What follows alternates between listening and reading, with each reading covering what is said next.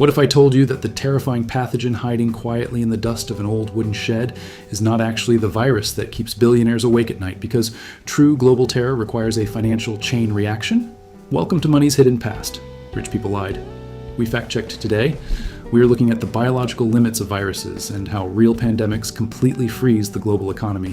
Whenever the news media needs a compelling and scary headline, they often point to brutal pathogens like the Hantavirus family, painting a picture of an invisible killer waiting in the rural shadows, ready to sweep across the globe and wipe out the modern population. But to truly understand how global catastrophes actually function, you have to separate the biological horror from the economic reality. Hantavirus is a deeply tragic and brutal biological disease, but it is fundamentally incapable of shutting down the stock market. The virus is carried primarily by wild rodents like deer mice and rats. It does not even require a physical animal bite to infect a human being.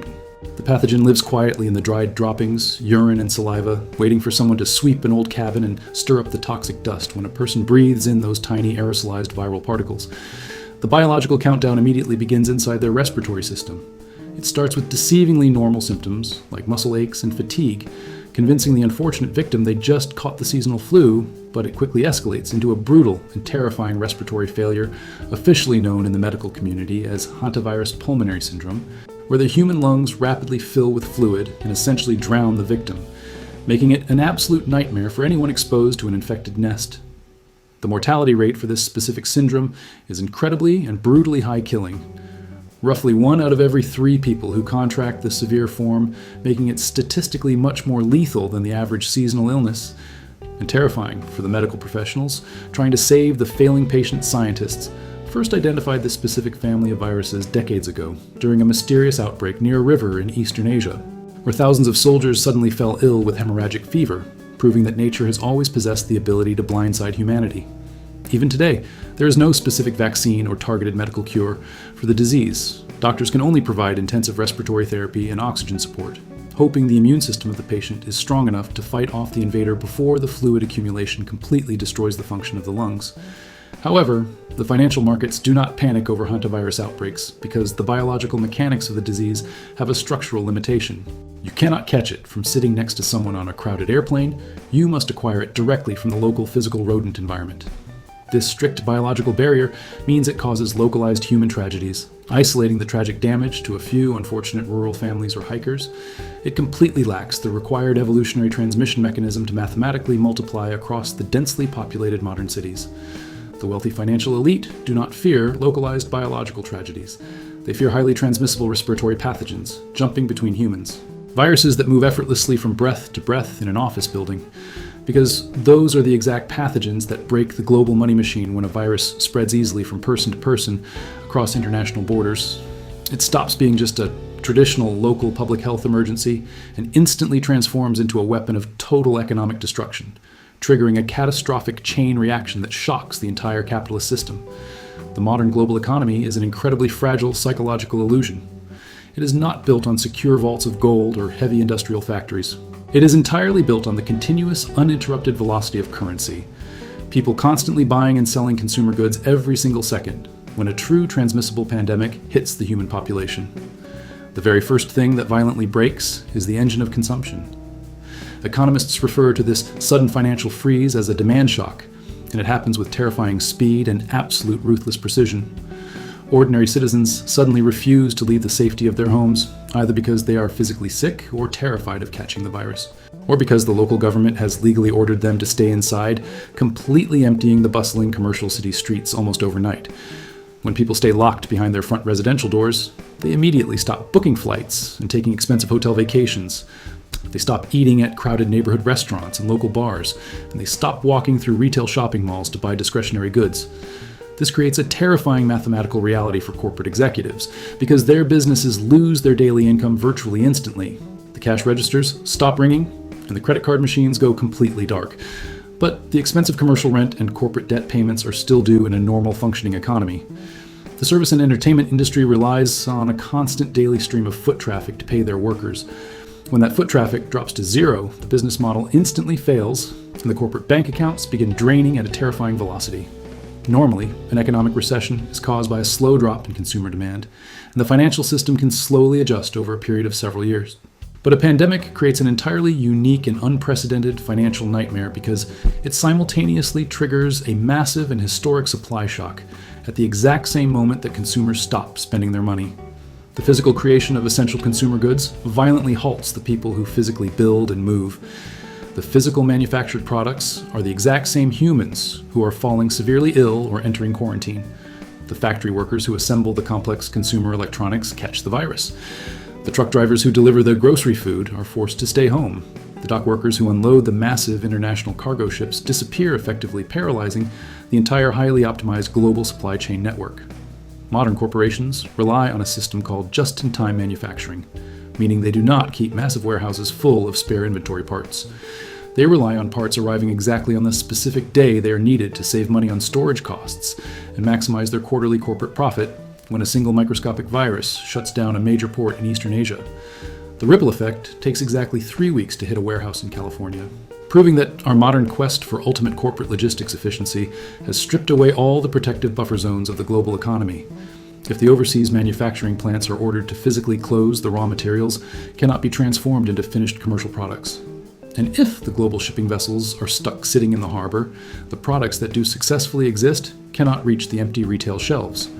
This simultaneous failure of both global supply and consumer demand creates an environment where basic necessities become incredibly scarce. Suddenly, ordinary items like toilet paper or simple computer chips become almost impossible to physically find and ridiculously expensive. The combination of these two massive economic structural shocks creates what academic economists call the devastating ripple effect, a dangerous mathematical feedback loop that feeds on its own momentum, tearing through the middle class and destroying global financial stability because the local businesses have absolutely zero paying customers and they cannot even secure the physical inventory they need to sell. Their corporate bank accounts run entirely dry in a matter of short weeks, forcing them to make brutal survival decisions to avoid formal bankruptcy. The corporate boardrooms immediately begin laying off their workforce, or they simply close their physical doors and liquidate the entire company. Suddenly, millions of hard-working citizens lose their weekly paychecks through absolutely no fault of their own personal work ethic or talent.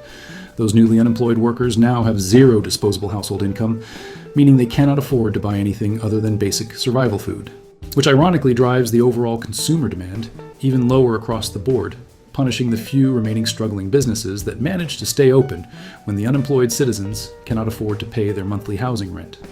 The property landlords suddenly cannot afford to pay their commercial mortgages, threatening to pull the entire banking and real estate sector down with them in a cascading domino effect of defaulting loans and shattered credit. It is a textbook economic death spiral playing out in real time. The normal flowing river of commerce is completely frozen solid, and the traditional free market is fundamentally incapable of fixing it, because human beings cannot spend money they simply do not possess to prevent the entire capitalist system from collapsing into absolute dust. The central governments are forced to step in and play the ultimate savior they have to artificially thaw the frozen global economy with brute force, and that requires an incomprehensible amount of printed fiat. Capital politicians immediately authorize the printing of trillions of new dollars, issuing massive sovereign government debt to fund emergency stimulus checks, mailing physical cash directly to the terrified and unemployed citizens just so they can afford to buy groceries and pay their utility bills. They simultaneously offer billions in forgivable loans to major corporations, begging the wealthy executives not to fire their remaining floor employees, artificially propping up the balance sheets of failing private businesses with money borrowed directly against the future labor of the working taxpayer. The massive injection of government funds acts as an artificial financial lung-breathing, fake corporate revenue into a system that has stopped breathing. It prevents the immediate collapse of the modern banking institutions, but it fundamentally shifts the heavy burden of debt onto the public ledger. The largest corporations use the bailout money to consolidate their power, buying up smaller struggling competitors who did not receive enough federal help, ensuring that when the biological dust finally settles and society reopens, the wealthiest corporate monopolies control an even larger share of the market. This is the hidden financial reality of every major systemic crisis. The working class suffers the biological fear and the economic uncertainty, while the financial elite use the government intervention to secure their assets, transforming a global health disaster into a historic wealth transfer. A pandemic perfectly proves that the modern financial architecture is entirely dependent on human interaction and physical human movement. When the biological world forces humans to stop interacting with each other, the entire illusion of independent corporate stability completely shatters.